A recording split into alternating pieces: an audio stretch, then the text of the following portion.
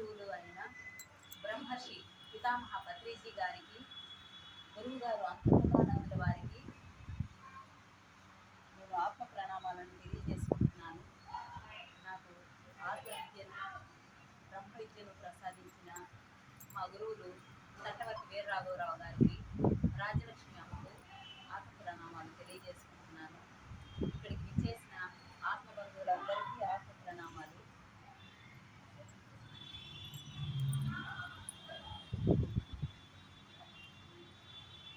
అసలు మొదట ఆధ్యాత్మికత అంటే ఏంటి అన్నది ప్రతి ఒక్కరూ తెలుసుకోవాలి.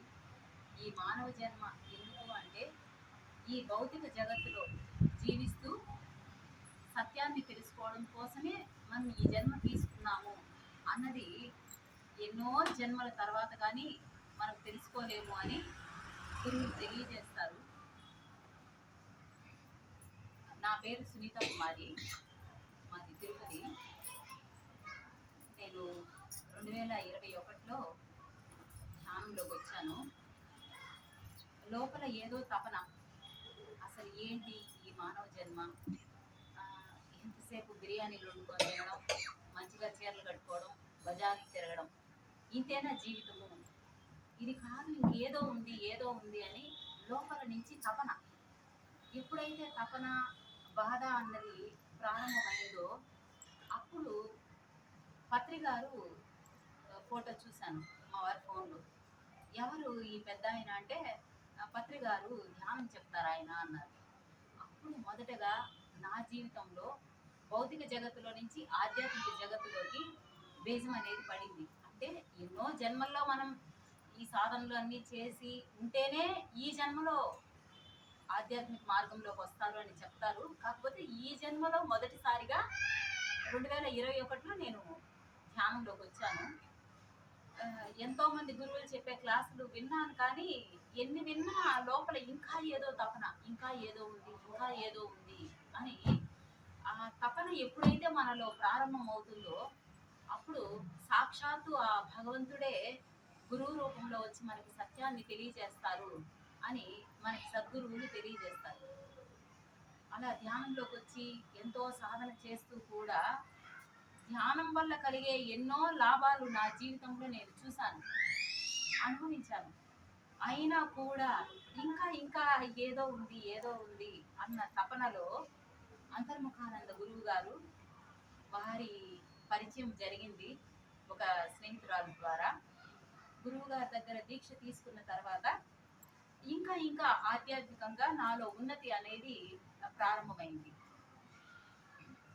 ఈ ఆధ్యాత్మిక ప్రయాణంలో మనం ఎన్నో సత్యాలను తెలుసుకోవాలి. సత్యం ఒకటే, భగవంతుడు ఒకడే, కానీ ఈ జ్ఞానం అనేది అనంతమైనదనమాట. ఇది తెలుసుకోవాలంటే ఖచ్చితంగా ప్రతి ఒక్కరము సద్గురువులని ఆశ్రయించాల. సద్గురువు అంటే సత్యాన్ని చెప్పే గురువు, సత్యము అంటే భగవంతుడు, భగవంతుడు అంటే ఆత్మే భగవంతుడు. కంటికి కనిపించే ఈ సకల చరాచర జగత్తు అంతా ఒకరోజు ఉంటుంది, ఒకరోజు వెళ్ళిపోతుంది. కానీ మనం తెలియక ఈ మాయా జగత్తే సత్యం అనుకొని ఈ మాయలో పడి మళ్ళీ మళ్ళీ మళ్ళీ జన్మలు తీసుకుంటూ ఈ దుఃఖాలు ఈ బాధలు అనుభవిస్తూ 7 జన్మల్లో భగవంతుడా నేను ఏం చేశాను, నాకెందుకు ఈ బాధలు ఈ కష్టాలు అన్నప్పుడు మాత్రమే సాక్షాత్తు ఆ నారాయణుడే ఇటువంటి సద్గురువుల రూపంలో వచ్చి మనకి సత్యాన్ని తెలియజేస్తాను. కాబట్టి నేను ఆత్మ విద్యను, బ్రహ్మ విద్యను నా గురువుల ద్వారా పొందాను. వారికి మరి ఒకసారి ఆత్మ ప్రణామాలను తెలియజేసుకుంటున్నాను. సాక్షాత్తు ఆ పరమాత్మ స్వరూపులు, ఆత్మస్వరూపులు. మనం తెలియక నేను ఈ శరీరాన్ని అనుకున్నంత కాలము మళ్ళీ మళ్ళీ మనకి జన్మలు వస్తూనే ఉంటాయి. నేను కనిపించే ఈ శరీరాన్ని కాదు, కనిపించని ఆత్మను, ఆత్మే భగవంతుడు అన్న సత్యాన్ని మనం తెలుసుకునే వరకు మళ్ళీ మళ్ళీ మళ్ళీ జన్మలు తీసుకోవాలి. భగవద్గీతలో కృష్ణ పరమాత్మ స్పష్టంగా చెప్పేశారు. కానీ మనకి ఎవ్వరికీ అదేమీ తెలుసుకునే కోరిక ఇష్టము లేవు. డబ్బులు కావాలి, సమస్యలు తీరుకోవాలి, ఆనందంగా బతకాలి. ఈ మాయలో పడిపోయి ఎంతసేపు ఏదో తెలియని దుఃఖాన్ని, ఏదో తెలియని బాధని అనుభవిస్తున్నాం కానీ ఎవరూ ఆనందంగా లేరు. మనమంతా ఆనంద స్వరూపులం. అంటే మన నిజమైన స్థితి ఏదంటే ఆనంద స్థితి. ఎప్పుడు ఆనందంగా ఉండడం భగవంతుడు మనకిచ్చిన భాగ్యం. కానీ మనకు అది తెలియక ఎంతసేపు సమస్యల్లో తగులుకొని బాధలు పడిపోతూ ఉంటాము. స్వామి ఏం చెప్పారంటే, పరమాత్మ అహమాత్మ గుడాకేశ సర్వభూతాశయస్థిత అహమాదిశ్య మధ్యంచ భూతానామంత ఏవచ అని చెప్పారు. అంటే అన్ని ప్రాణులలో ఉండే ప్రాణాన్ని నేను అన్నారు. ఈ శరీరంలో ఉన్న ఈ ప్రాణం బయటికి వెళ్ళిపోతే ఇది శవం, ఈ ప్రాణం ఉంటే ఇదే శివం. అందుకే యోగులు మహర్షులు దాన్ని దర్శించి అహం బ్రహ్మాస్మి, నేనే ఆ దైవాన్ని అని చెప్పారు. కానీ దాన్ని అర్థం చేసుకునే శక్తి మనకు లేక ఈ చెవులైనా ఆ చెవులు వదిలేస్తాము. ఎంతసేపు డబ్బు ఎట్లా, ఈ పని ఎట్లా అని ఈ మాయలోనే పడిపోతూ ఉంటాం. ఎప్పుడైతే మనలో శ్రద్ధావాం లభతే జ్ఞానం, నిజమైన సత్యం ఏంటి అని తెలుసుకోవాలన్న తపన మనలో కలిగినప్పుడు మాత్రమే ఈ సత్యాన్ని తెలుసుకోగలుగుతామని అది కూడా కృష్ణ పరమాత్మ గీతలో చెప్పేశారు. మనము ఈ మానవ జన్మ తీసుకున్న తర్వాత అహం బ్రహ్మాస్మి అన్న స్థితిని చేరుకోవాలి. నేనే ఆ దైవాన్ని. ఫోటోలో మనం చూసే ఆ భగవంతుడు మనం సృష్టించుకున్న భగవంతుడు. పరమాత్మ స్పష్టంగా చెప్పేశారు, నేను ఈ శరీరాన్ని కాదు, నేను శరీర అవయవాలను కాదు, నేను స్త్రీని కాదు, నేను పురుషుణ్ణి కాదు అని. కానీ మనకి అది ఎంత చెప్పినా అర్థం కాదు. మనం అది అర్థం చేసుకోలేక దేవుణ్ణి రకరకాల రూపాల్లో పూజలు చేస్తూనే ఉంటాము. పూజలు చేసి చేసి చేసి విసిగిపోయి వేసారి ఇన్ని పూజలు చేసినా నా కష్టాలు ఎందుకు పోలేదు, ఇన్ని చేసినా నా బాధలు ఎందుకు పోలేదు అని మళ్ళీ మళ్ళీ మళ్ళీ మనలో తపన తపన తపన వచ్చినప్పుడు అప్పుడు కానీ మనకు అర్థం కాదు. కాబట్టి నిజమైన సత్యం ఏమంటే ఆత్మే భగవంతుడు. సకల చరాచర జగత్తులో శక్తిగా, చైతన్యంగా, జ్ఞానంగా ఉన్నది భగవంతుడు. దాన్ని సద్గురువులు మాత్రమే బోధిస్తారు. ఎప్పుడైతే మనం గురువుని ఆశ్రయిస్తామో అప్పుడే నిజమైన సత్యాన్ని తెలుసుకుంటాము. గురువు దగ్గరికి రానంత కాలము ఎన్ని పూజలు చేసినా, ఎన్ని స్తోత్రాలు చదివినా, ఎన్ని గుళ్ళు, ఎన్ని తీర్థయాత్రలు, ఎన్ని యజ్ఞయాగాలు చేసినా మనము సత్యాన్ని గ్రహించలేము. కేవలము సద్గురువుని ఆశ్రయించిన వాళ్లకు మాత్రమే గురువు బోధన చేస్తారు ఇది సత్యము అని. అప్పుడు వారు చెప్పిన మార్గంలో ఎవరైతే ప్రయాణం చేస్తారో వాళ్ళు సత్యాన్ని గ్రహించగలుగుతారు.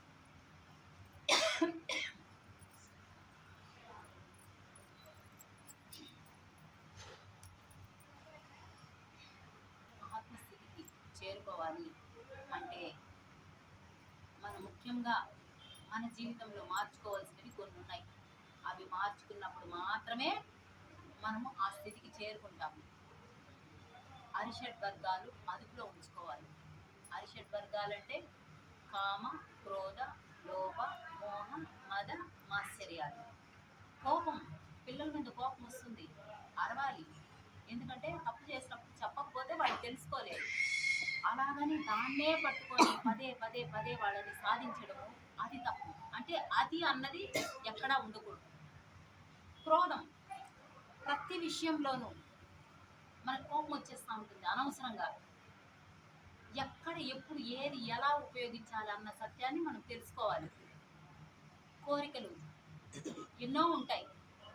మనకి తీరాయంటే భగవంతుడు నన్ను చల్లగా చూస్తున్నాడు, కోరిక తీరలేకపోతే ఎక్కడ దేవుడే లేడు, చాలా పాపం చేస్తాడు.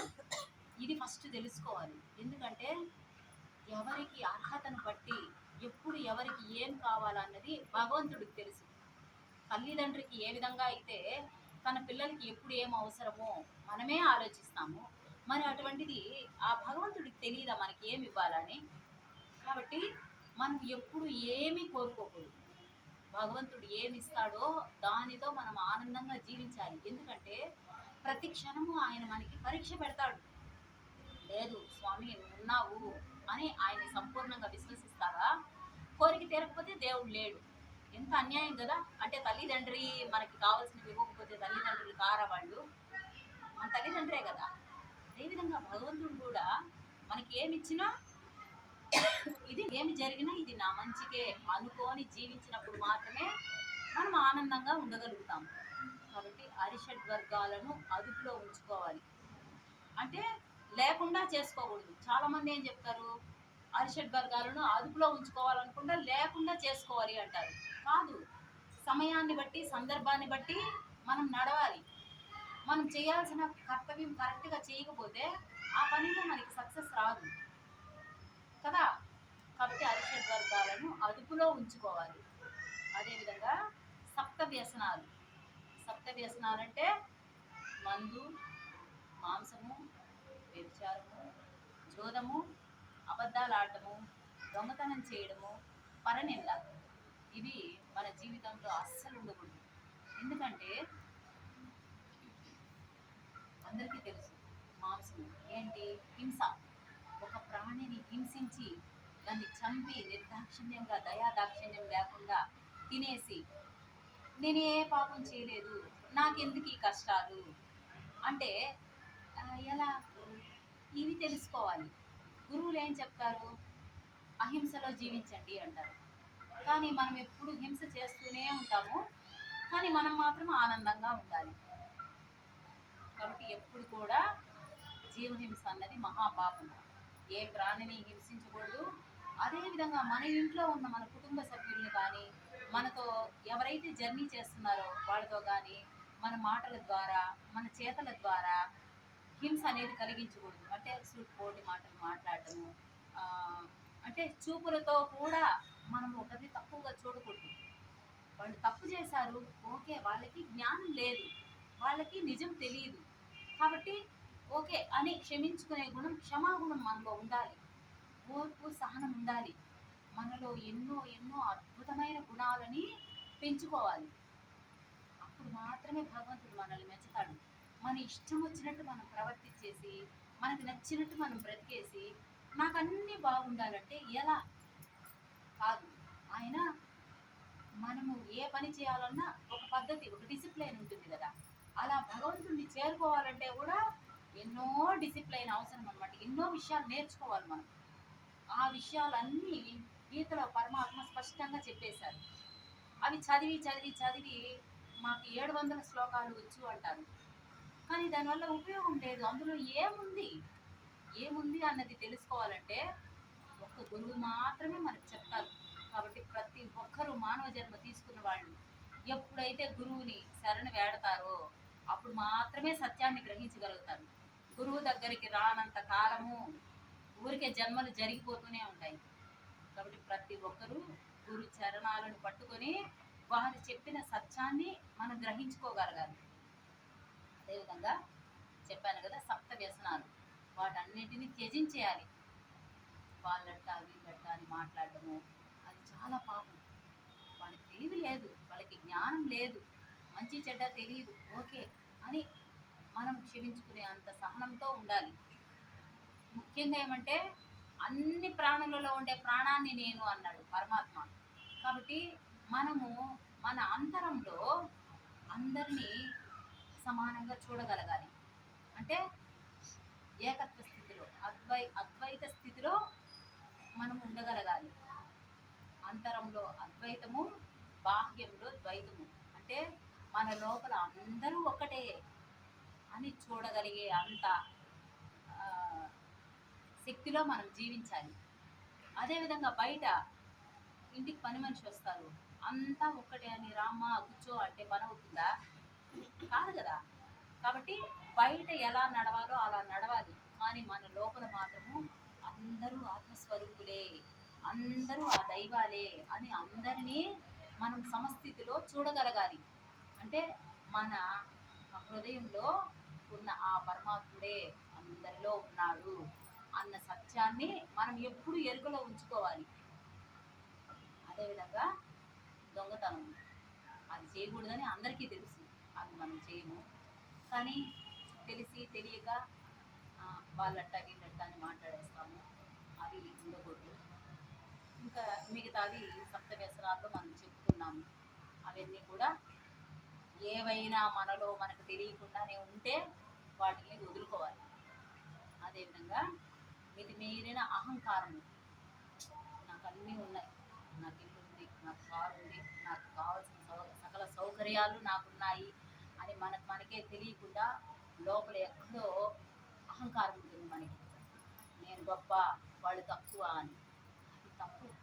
అది అస్సలు ఉండకూడదు. ఎందుకంటే ప్రహ్లాదుడు చిన్నప్పుడే నారాయణుని దర్శించుకుంటాడు.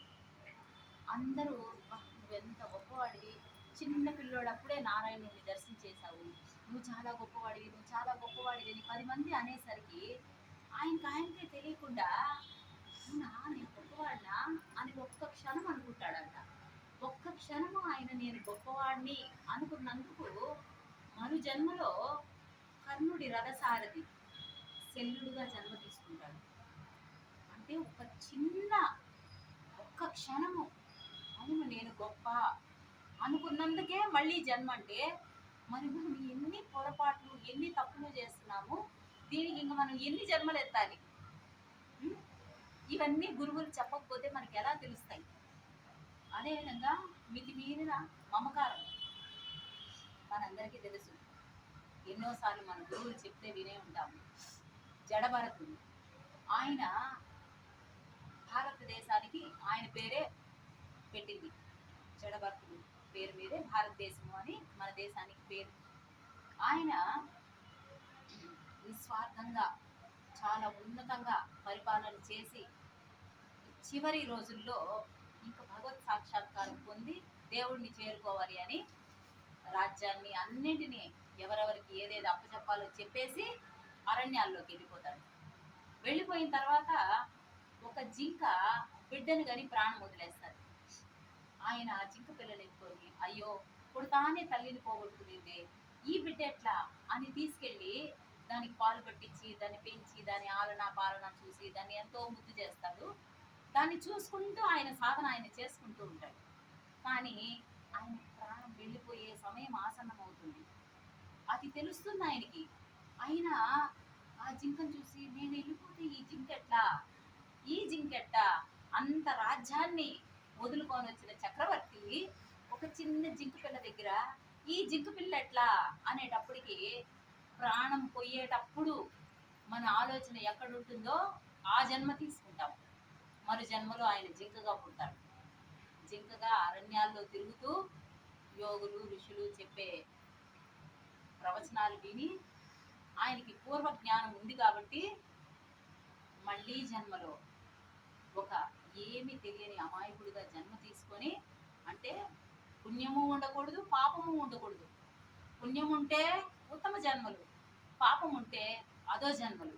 కాబట్టి పాపము పుణ్యము లేని స్థితిలో జీవించాలి. అది ఎటువంటి స్థితి అంటే నిష్కామ కర్మ. అంటే మనం మంచి పనులే చేయాలి, కానీ చేసిన ప్రతి మంచి భగవంతుడు నా దగ్గర చేయిస్తున్నాడు అని చెయ్యాలి. కానీ నేను చేస్తున్నాను అని ఏది చేయకూడదు. నేను అని ఎప్పుడు అంటామో అప్పుడు కర్మలు మళ్ళీ మనకు తగులుకుంటాయి.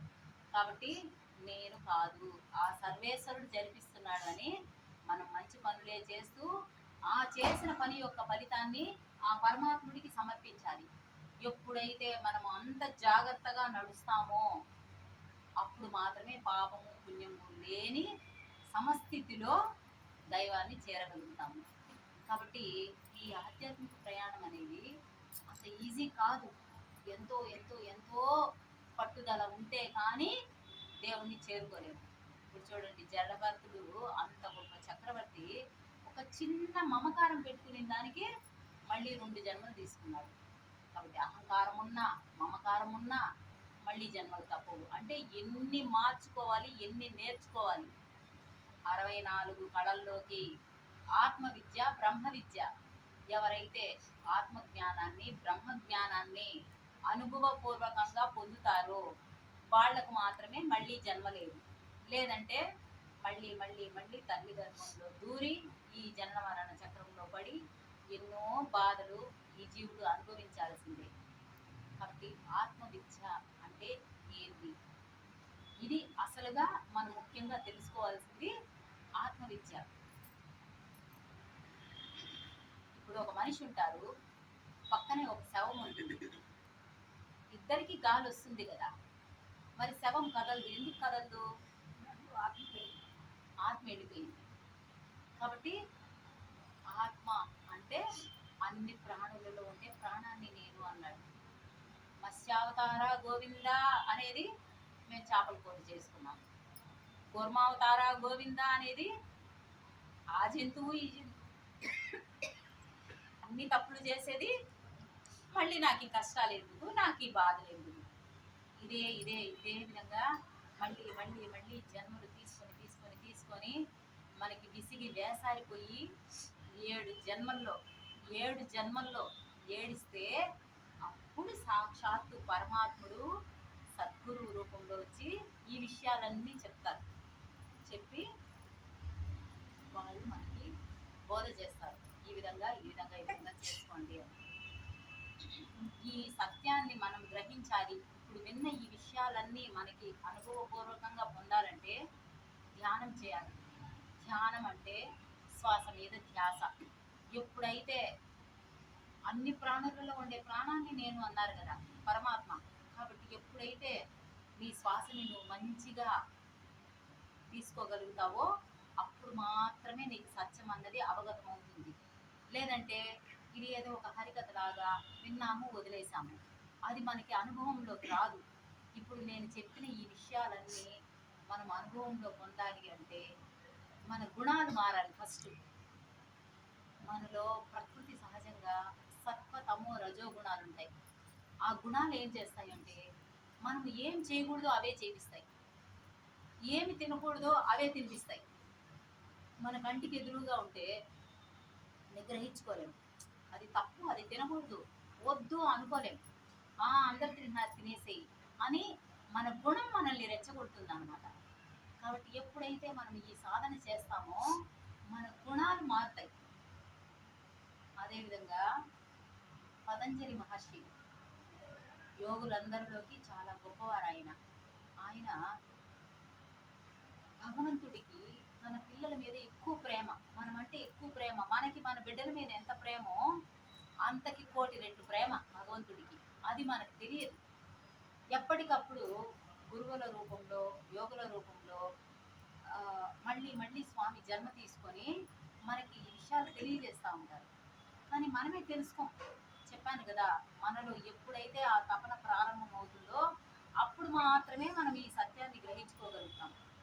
అందుకే వ్యాసుడు, వాల్మీకి మహర్షి, ఎంతో మంది గురువులు రామాయణ మహాభారత గ్రంథాలని, అష్టాదశ పురాణాలని, ఉపనిషత్తుల్ని ఎన్నో రచించి మనకి ఇచ్చారు. అవన్నీ చదివే శక్తి మనకుందా? ఈ శరీరాన్ని చూసుకునే శక్తే మనకు లేదు.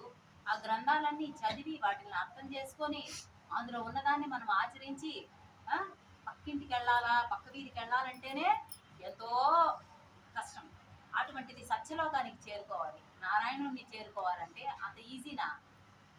కాబట్టి ఇవన్నీ తెలుసుకోవాలంటే ఈ గ్రంథాలన్నీ చదవాలి. అవన్నీ చదివి అర్థం చేసుకునే శక్తి మనకి లేదు. కాబట్టి భగవంతుడు గురువుల రూపంలో వచ్చి ఎప్పటికప్పుడు మనకు చెప్తారు. ఎవరికైతే నిజంగా శ్రద్ధ ఉందో మనం సత్యాన్ని తెలుసుకోవాలి, ఎందుకు ఈ మానవ జన్మ అని మనలో శ్రద్ధ కలిగినప్పుడు మాత్రమే అర్థమవుతుంది, లేదంటే అర్థం కాదు. కాబట్టి ఇటువంటి సత్సంగాలకు హాజరవుతూ సత్యాన్ని తెలుసుకుంటూ సాధన చేయాలి. సాధన చేసినప్పుడు మాత్రమే అవి మనలో స్థితమవుతాయి. లేదనుకో ఇలా విని అలా వెళ్ళిపోతూ ఉంటాయి. దానివల్ల ఏ ఉపయోగము లేదు. పతంజలి మహర్షి ఏం చెప్పారంటే యమ, నియమ, ఆసన, ప్రాణాయామ, ప్రత్యాహార, ధారణ, ధ్యాన, సమాధి, ఇన్ని ఉన్నాయన్నమాట. ఇన్నిటిని మనం పాటించినామంటేనే భగవంతుడికి దగ్గరగా వెళ్ళగలుగుతాము. ఇవన్నీ తెలుసుకోవాలంటే చాలా చాలా చాలా ఉంది. అంత ఈజీ ఏం కాదు. కాబట్టి మనం ఎప్పటికప్పుడు ఇంట్లో పని అయిపోయిందా, గురువులు చెప్పే క్లాసులేంది, సాధన చేసుకున్నామా, అందులో ఉన్న సత్యాన్ని గ్రహించుకున్నామా, మన తపన దీని మీదే ఉండాలి. కానీ ఇంకొక 100 రూపాయలు కాగితం వేసి ఇది 10,000 అవుతుంది, ఇంకొక 1000 రూపాయలు పెడితే ఇది 1,00,000 రూపాయలు అవుతుంది, దీని మీద మనసు పెట్టుకున్నామంటే ఇది రాదు. మనం నిర్ణయం తీసుకోవాలి, అది కావాలా ఇది కావాలా. అది ఎలాగూ వస్తాయి. దీన్ని పట్టుకుంటేనే ఆయన దగ్గరికి వెళ్తాం. కాబట్టి యమ అంటే అహింస, అంటే ఫస్టే ఏం చెప్పారు, అహింస అంటే ఏ ప్రాణిని హింస అనేది చేయకూడదు. ఎవరు చెప్పినా అహింసలో జీవించాలి. అంటే ఎవరికి మన వల్ల బాధ అనేది కలిగించకూడదు. అది మనిషి కానీ ప్రాణి కానీ. మనకి ఇష్టం ఉంటే మాట్లాడాలి, లేదంటే సైలెంట్ అయిపోవాలి. కానీ సూటిపోటి మాటలు మాట్లాడేది, ఒకరికి హింస కలిగించేది చేయకూడదు. ఏ ప్రాణికి హింస కలిగించకూడదు. ఫస్ట్ అహింస, తర్వాత సత్యము. సత్యం ఏమిటి? భగవంతుడు ఒక్కడే సత్యము. ఈ కనిపించేవంతా అసత్యం. ఒకప్పుడు ఉంటాయి, ఒకప్పుడు ఉండవు. కాబట్టి భగవంతుడే సత్యము. అంటే మనలో ఎప్పుడు ఈ ఎరుక ఉండాలి, దేవుడు ఒక్కడే నిజము, మిగతాంతా అబద్ధము అన్నదాన్ని ఎప్పుడు మనం గుర్తు చేసుకుంటామో అప్పుడు జీవితంలో ఏం జరిగినా జరిగితే జరిగింది అని ఈజీగా వదిలేయగలుగుతాం. లేదంటే దాన్నే మళ్ళీ మళ్ళీ ఆలోచిస్తూ చాలా జీవితాన్ని వృధా చేసుకుంటాం. కాబట్టి సత్యంలో ఎప్పుడు జీవించాలి అనేది ఏంటంటే, భగవంతుడు ఒక్కడే సత్యము. ఏమి జరిగినా జరిగిపోతూ ఉంటాయి అని దాన్ని వదిలేయగలగాలి. కాబట్టి ఎప్పుడు సత్యాన్ని గుర్తుపెట్టుకోవాలి. సత్యమేందిమా? భగవంతుడు ఒక్కడే సత్యము. ఆత్మే భగవంతుడు, ఆత్మే సత్యము, మిగతా అంతా అసత్యం. నెక్స్ట్ బ్రహ్మచర్యం. బ్రహ్మచర్యం అంటే మామూలుగా ఏమనుకుంటారు, సంసారం చేయకూడదు అనుకుంటారు. కాదు, అది ధర్మబద్ధమైన సంసారము, సృష్టి ధర్మం. ఎందుకంటే సృష్టి అన్నది జరగాలి అంటే అవసరం. కాబట్టి బ్రహ్మచర్యం అంటే అది కాదు. బ్రహ్మము అంటే భగవంతుడు, చర్యము అంటే దగ్గరగా ఉండడం, భగవంతుడికి దగ్గరగా ఉండడం. అంటే నీ ఆలోచన ఎప్పుడు భగవంతుడి మీదే ఉండాలి. ఏవేవో ఆలోచించుకుంటూ ఎక్కడెక్కడో లేకుండా సర్వకాల సర్వావస్థల్లో మనం ఏ పని చేస్తా ఉన్నా మన ఆలోచన ఎప్పుడు భగవంతుడి దగ్గరే ఉండాలి. అది బ్రహ్మచర్యం. ఆస్తేయము, అపరిగ్రహము అంటే పరుల సొత్తు తీసేసుకోవడం, అంటే బలవంతంగా లాగేసుకోవడం, అది ఉండకూడదు. అదేవిధంగా ఎవరి దగ్గరైనా కూరగాయలు కొంటాము, అపరిగ్రహం అంటే 1 కేజీ తీసుకుంటాము, కేజీకి డబ్బులు ఇచ్చేసి వదిలేస్తామా, ఇంకో 2 వంకాయలు, ఇంకో 2 బెండకాయలు అని ఎక్స్ట్రాగా ఇంకో 1/4 కిలో ఎత్తేసేసుకుంటాము. దానివల్ల వాళ్ళకి నష్టం కదా, అది మళ్ళీ మనకి పాపం. కాబట్టి అపరిగ్రహము, ఆస్తేయము ఈ 2 కూడా ఉండకూడదు. ఇది యమాల వస్తాయి.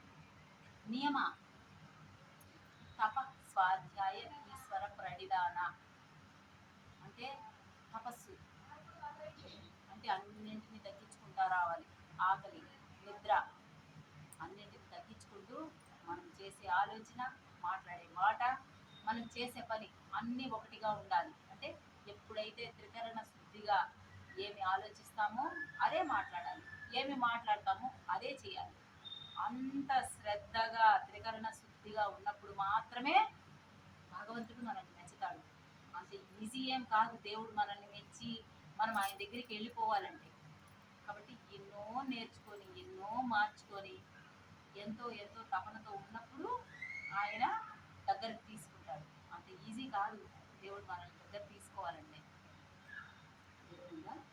ఈశ్వర ప్రణిధానం ఇలా చెప్పుకున్నాం కదా. కనిపించే సకల చరాచర జగత్తు, చీమ, దోమ, చెట్టు, పిట్ట, పుట్ట అంతా ఈశ్వరుడే అని దర్శించగలగాలి. అంతటా నువ్వు ఎక్కడ చూసినా నీకు ఆ ఈశ్వరుడే కనిపించాలి. అంత స్థితిలో మనం ఉండాలి. అదేవిధంగా యమ, నియమ, ఆసన అంటే గురువు గారు మనకి దీక్ష ఇస్తారు. సాధన ఎలా చేయాలి అంటే ఫస్ట్ మనం ఆసన సిద్ధి కలగాలి. అంటే 1 గంట 2 గంటలైనా కూర్చోగలగాలి. అది ఆసన సిద్ధి. ప్రాణాయామ ప్రాణాయామ అంటే మన గురువు గారు అంతర్ముఖానందులు వారు బయట ఎన్నో ప్రాణాయామాలు ఉన్నాయి. అవన్నీ ఈ శరీర ని మంచిగా పెట్టుకోవడం కోసం. కానీ నిజమైన ప్రాణాయామం ఏంటంటే అది గురువు గారు ఇస్తారనమాట దీక్ష. వారి దగ్గర తీసుకొని ఆ సాధన చేయాలి. చేసినప్పుడు మనలో ఆధ్యాత్మిక ఉన్నతి అన్నది కలుగుతుంది. మనకి బ్రహ్మ జ్ఞానం కలగాలంటే ఈ సాధన చాలా చాలా ముఖ్యమైనది. నాకు కూడా పత్రిగారు చెప్పిన శ్వాస మీద ధ్యాస సాధనలో ఆత్మజ్ఞానం కలిగింది. ఎన్నో నిజాలు నేను గ్రహించాను. అదేవిధంగా అంతర్ముఖానందుల వారి దగ్గర యోగం తీసుకున్న తర్వాత బ్రహ్మజ్ఞానం అంటే ఎక్కడ చూసినా మనం భగవంతుడినే దర్శించగలగాలి. సృష్టిలో కొన్ని రహస్యాలు, అతి గొప్పమైన రహస్యాలు ఎన్నో ఎన్నో ఉన్నాయన్నమాట. అవన్నింటిని కూడా మనం ఈ సాధన చేసినప్పుడు మాత్రమే గ్రహించగలుగుతాము. లేకుంటే మన కంటికి ఎదురుగా ఉన్నదాన్ని కూడా మనం గుర్తించలేమన్నమాట. ఈ సాధన అన్నది చాలా చాలా చాలా మానవ జీవితంలో అది ముఖ్యమైనది. కాబట్టి సాధనని గురువు దగ్గర దీక్ష తీసుకొని మనం ఎప్పుడైతే పట్టుదలగా శ్రద్ధగా చేస్తామో అప్పుడు మాత్రమే ఆ సర్వేశ్వరుడు ఏంటి, నేను శక్తిని, నేను చైతన్యాన్ని, నేను జ్ఞానాన్ని అన్నారు. అసలు ఆ శక్తి అంటే ఏంటి, ఆ చైతన్యం అంటే ఏంటి, జ్ఞానం అంటే ఏంటి, ఇవన్నీ మనం అనుభవపూర్వకంగా పొందినప్పుడు మాత్రమే భగవంతుడి దగ్గరికి చేరుకునేది. అవన్నీ అనుభవపూర్వకంగా పొందాలంటే ప్రాణాయామం చేసి ధ్యానం చేయాలి. అది పతంజలి మహర్షి చెప్పేశారు. ప్రాణాయామ ప్రత్యాహారం. ఎప్పుడైతే మనం ప్రాణాయామం చేస్తామో అప్పుడు ప్రత్యాహారం అంటే ఈ విశ్వమంతటా విశ్వమయ ప్రాణశక్తితో నిండి ఉంది. అప్పుడు ఆ ప్రాణశక్తి మనలోకి ప్రవహిస్తుంది. దాన్ని కూడా మనం గుర్తించగలుగుతాము. ప్రత్యాహార. ధారణ. ధారణ అంటే ఎప్పుడు శివలింగం మీద నీళ్లు పడుతూనే ఉంటాయి, మనం చూస్తాం కదా. ఆ విధంగా మన సాధన అనేది నిరంతరం మనం ఏ పని చేస్తా ఉన్నా మన సాధన జరుగుతూనే ఉండాలి. ధారణ ధరించాలి, ఎప్పుడు ధరించి ఉండాలి. ధారణ. ధ్యానం అంటే ధ్యాన స్థితి. ఎప్పుడైతే సైలెన్స్లో ఎప్పుడైతే యోగం చేస్తామో, ఎప్పుడైతే మనలో ధారణ ప్రత్యాహారము ధారణ జరుగుతాయో అప్పుడు ధ్యాన స్థితిలోకి వెళ్ళిపోతాము. ధ్యానం అంటే ఏంటి, అసలు ఇంకేమీ ఉండదన్నమాట. భగవంతుడు అంటే శూన్యం. భగవంతుడు అంటే శూన్యం. అటువంటి శూన్య స్థితిలోకి మనం వెళ్ళిపోతాం ధ్యానంలో. ఆ ధ్యానంలో ఎప్పుడైతే మనం శూన్య స్థితిలోకి వెళతామో అప్పుడు మాత్రమే విశ్వమయ ప్రాణశక్తి అంటే కాస్మిక్ ఎనర్జీ మన బాడీలోకి వస్తుంది. మనము ధ్యాన స్థితిలోకి వెళ్లకుండా ఎంతసేపు కూర్చొని ఏదో ఆలోచించుకుంటా నేను ధ్యానం చేస్తున్నాను అంటే రాదు. ఊరికే టైం వేస్టే కానీ మనలోకి ప్రాణశక్తి అనేది రాదు. ఎప్పుడైతే ప్రాణశక్తి మన శరీరంలోకి ప్రవహిస్తుందో అప్పుడు మనం జన్మల నుంచి చేసుకున్న కర్మలు ప్రక్షాళన జరుగుతుంది. అంత ఈజీ కాదు. కాబట్టి మనము చాలా పట్టుదలగా ధ్యాన స్థితిలో ధ్యానం చేయాలి. ధ్యాన స్థితి అంటే శూన్య స్థితి. దాన్నే పతంజలి మహర్షి ఏం చెప్పారంటే యోగ చిత్తవృత్తి నిరోధ. అంటే ఎప్పుడైతే ఈ యోగము ధ్యానము చేస్తామో మన చిత్తము అంటే మన మనసులో ఉన్న వృత్తులు అంటే ఆలోచనలు అన్నీ ఖాళీ అయిపోతాయి. ఎప్పుడైతే మనలో ఆలోచన లేని ఆలోచనారంత స్థితిలో ధ్యానం చేస్తామో అప్పుడు మాత్రమే విశ్వమయ ప్రాణశక్తి మన శరీరంలోకి వచ్చి జ్ఞానాన్ని పొందుతాం. ధ్యానము సమాధి. సమాధి అంటే సమాధానాలు దొరికే స్థితి. అంటే నువ్వు కళ్ళు మూసుకొని ఎప్పుడైతే ఇవన్నీ పాటిస్తావో, ఒకటి కాదు అన్నింటినీ పట్టుకోవాలి, అప్పుడు మాత్రమే నిజమైన సత్యాన్ని గ్రహించగలుగుతాం. సమాధి స్థితి అంటే సమాధానాలు దొరికే స్థితి. భగవంతుడు ఏంది, ఈ సృష్టి ఏంది, ఈ జన్మలేంది, ఈ కర్మలేంది, ఏం చేస్తే మనం భగవంతుడిలోకి ఐక్యమైపోతాము, ఇవన్నీ చెప్తా ఉన్నారు, వింటా ఉన్నాము. కానీ నిజంగా మనం అనుభవపూర్వకంగా పొందాలి అంటే సమాధి స్థితిలోనే వాటన్నింటినీ తెలుసుకోగలుగుతాము. కాబట్టి ఇన్ని నేర్చుకోవాలి, ఎన్ని ఉన్నాయి చూడండి. కాబట్టి మానవ జన్మ అన్నది అంత ఈజీగా వచ్చేది కాదు. 84 లక్షల జీవరాశుల్లో అంటే చీమ, దోమ, పేడలో పురుగుతో సహా ఎన్ని ఉన్నాయో సకల చరాచర జగత్తులో అన్ని ప్రాణులలో 84 లక్షల జీవరాశుల్లో జన్మ తీసుకున్న తర్వాత మానవ జన్మ వస్తుంది. కాబట్టి మానవ జన్మ అనేది అంత ఈజీగా వచ్చింది కాదు.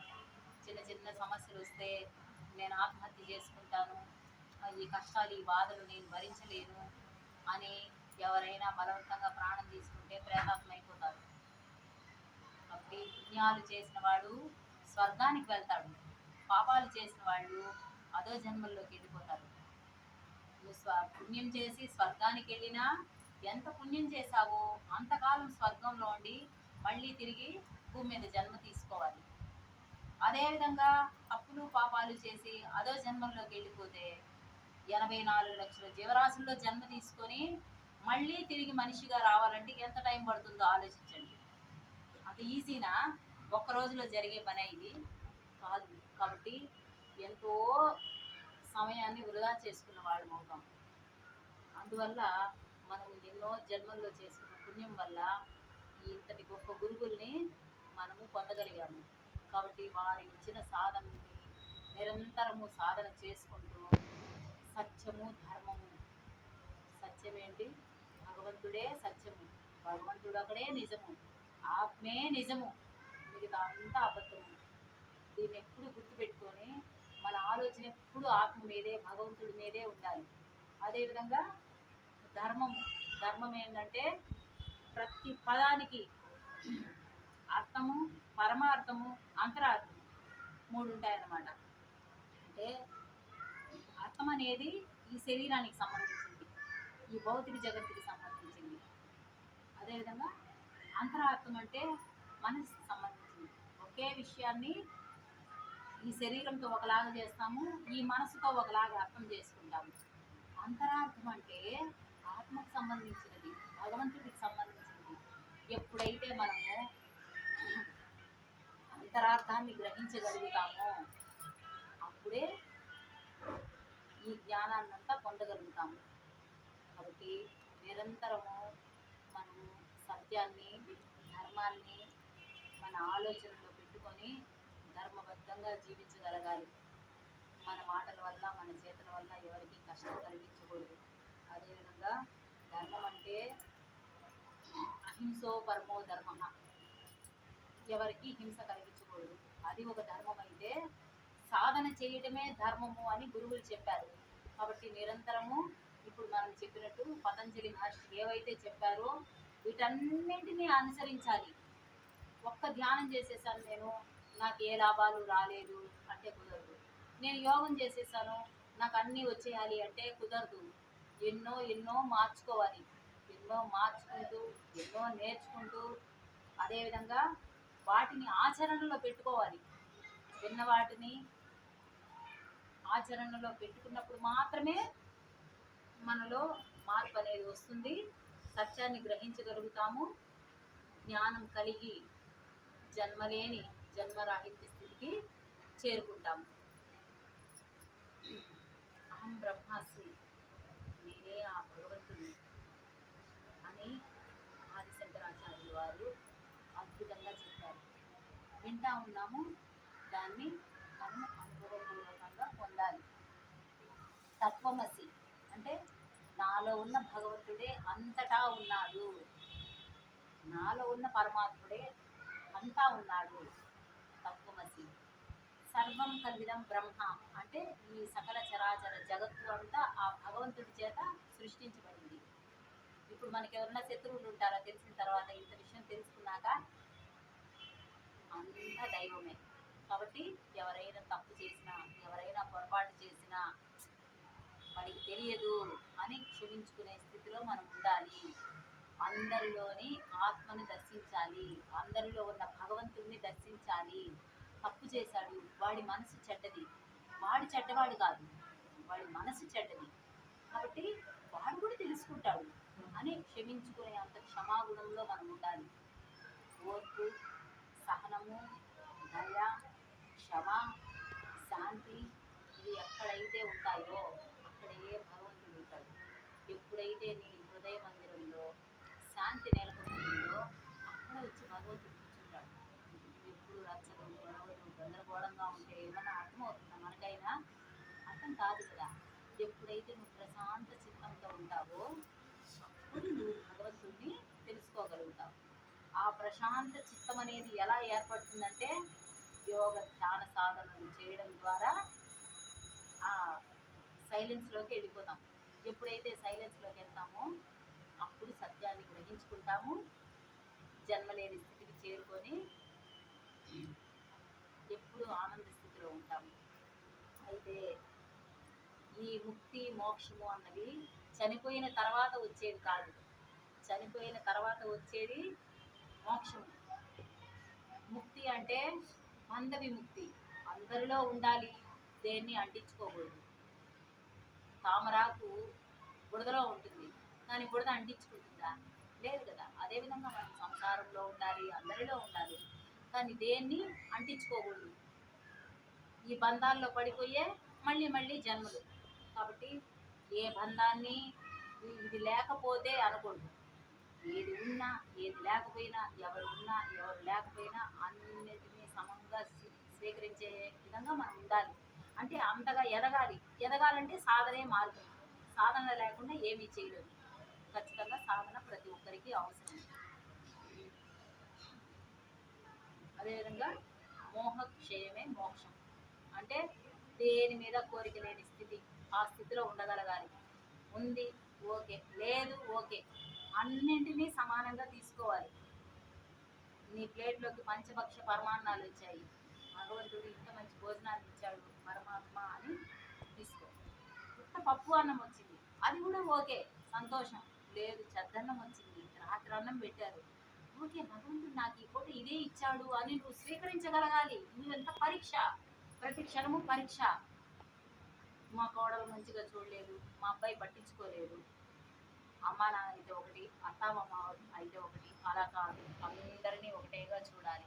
అంత స్థితిలో అంటే చూసే వినే ప్రతి దగ్గర నీకు భగవంతుడు తప్ప వేరే ఏమి కనిపించకూడదు. అంత స్థితికి చేరుకోవాలి. ఆ స్థితి రావాలి అంటే సాధన ద్వారానే వస్తుంది. కాకపోతే ఈ విషయాలన్నీ ఎందుకు తెలుసుకోవాలంటే ధ్యానం చేస్తూ జ్ఞానం పొందాలి. పక్షికి 2 రెక్కలుంటేనే పైకి ఎగురుతుంది, ఒక రెక్క ఉంటే ఎగురుతుందా? లేదు. నువ్వు ఎంతసేపు సాధన చేసుకుంటూ కూర్చుంటే ఎందుకు సాధన చేస్తున్నావు, దేనికోసం సాధన, అది తెలుసుకోవాలి. అదేవిధంగా సాధన చేయకుండా ఎంతసేపు గురువులు చెప్పే క్లాసులు వింటే దానివల్ల కూడా ఉపయోగం లేదు. ఎందుకంటే వాళ్ళు ఏం చెప్తున్నారనేది మనం గ్రహించుకోలేము. అది గ్రహించాలంటే సాధన చేయాలి. నువ్వు ఎప్పుడైతే యోగము ధ్యానము చేస్తావో అప్పుడు మాత్రమే ఈ విషయాలన్నీ నీకు అనుభవపూర్వకంగా వస్తాయి. ఎప్పుడైతే అనుభవపూర్వకంగా సత్యాన్ని గ్రహిస్తావో అప్పుడే ముక్తి మోక్షం. ఓకేనమ్మా? కాబట్టి గురువులు అనేవాళ్ళు అంత ఈజీగా రారు.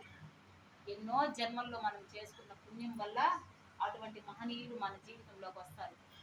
కాబట్టి ప్రతి ఒక్కరూ గురువులు చెప్పిన సాధనని తీసుకొని వారి దగ్గర సాధన చేసుకుంటూ ఈ జన్మని ధరింప చేసుకోవాలి. ఓకేనమ్మా? అందరికీ నమస్కారం. దానివల్ల అంటే ఎక్కడ పదాలు దొరకకూడదు.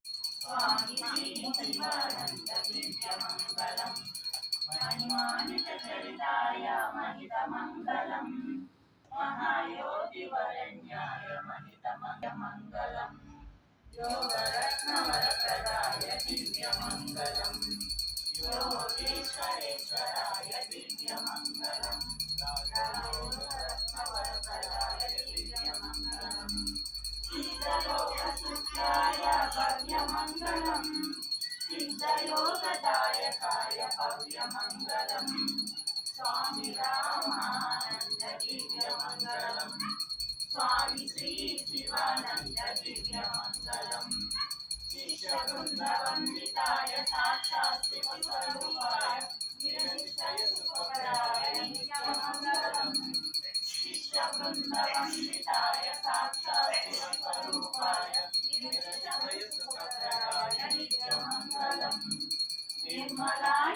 शान्ताय निखिलवेदवेद्याय निर्मलाय प्रशान्ताय निखिलवेदवेद्याय निर्गुणपरब्रह्माय नित्यमङ्गलम् नित्यमङ्गलम् नित्यमङ्गलम्।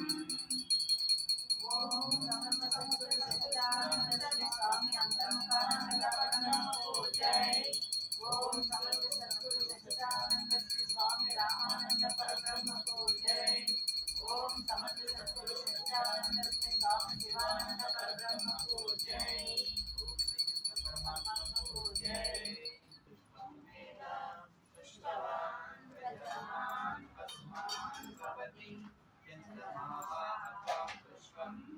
पुष्पवान् प्रजवान् पद्मान् भवति य एवं वेद योपामायतनं वेद आयतनवान् भवति अग्निर्वा अपामायतनम् आयतनवान् भवति योऽग्निरायतनं वेद आयतनवान् भवति आपो वा अग्निरायतनम् आयतनवान् भवति य एवं वेद योपामायतनं वेद आयतनवान् भवति वायुर्वा अपामायतनम् आयतनवान् भवति यो वायोरायतनं वेद आयतनवान् भवति आपो वै वायोरायतनम् आयतनवान् भवति य एवं वेद योपामायतनं वेद आयतनवान् भवति असो वै तपन्नवायतनम्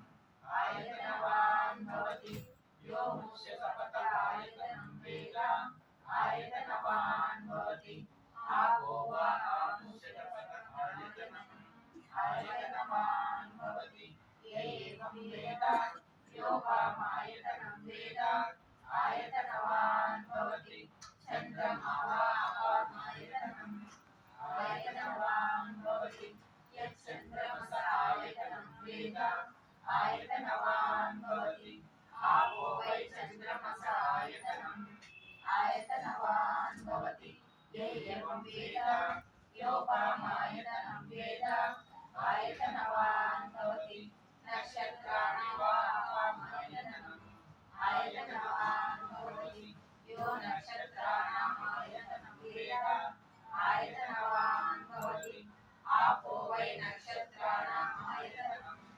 आयतनवान् भवति य एवं वेद योपामायतनं वेद आयतनवान् भवति पर्जन्यो वा अपामायतनम् आयतनवान् भवति यः पर्जन्यस्य आयतनं वेद आयतनवान् भवति आपो वै पर्जन्यस्य आयतनम् आयतनवान् भवति य एवं वेद योपामायतनं वेद आयतनवान् भवति संवत्सरो वा अपामायतनम् आयतनवान् भवति यः संवत्सरस्य आयतनं वेद आयतनवान् भवति आपो वै संवत्सरस्य आयतनम् आयतनवान् भवति य एवं वेद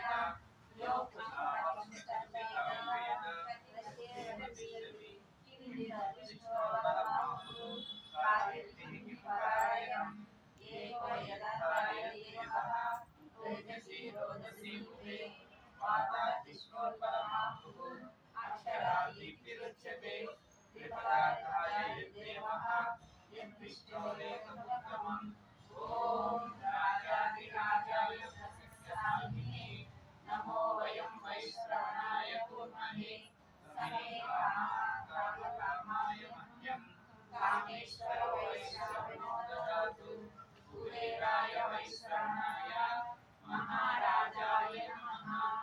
ॐ तद्ब्रह्मा ॐ तद्वायुः ॐ तदात्मा ॐ तत्सत्यम् ॐ तत्सर्वम् ॐ तद्गुरो नमः।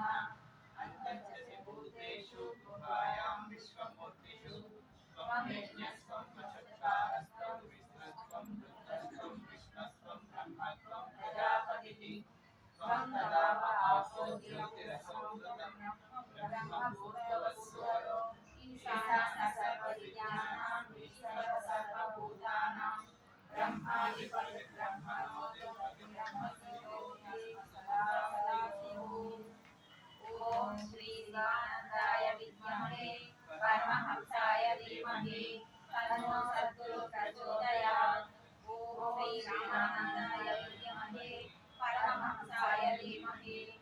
तन्नो सद्गुरु प्रचोदयात्।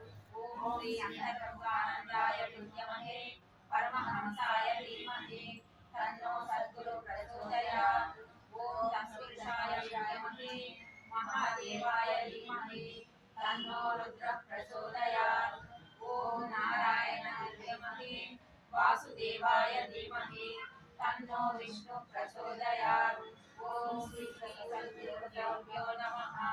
यथाशक्ति मंत्रपुष्पं समर्पयामि।